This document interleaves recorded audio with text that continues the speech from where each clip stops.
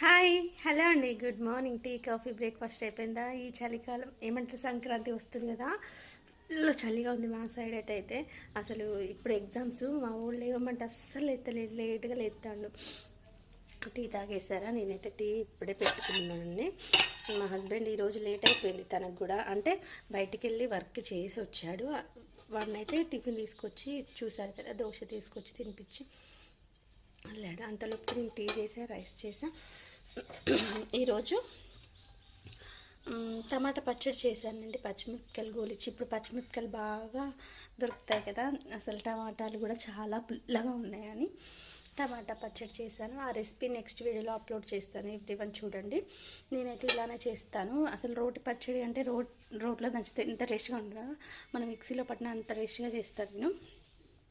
మా పిల్లలు ఏమంటారు, కర్రీస్ కంటే టమాటా పచ్చడి, గోంగూర పచ్చడి, ఇలాంటి పచ్చళ్ళు బాగా తింటారు. వేడి వేడి అన్నంలో,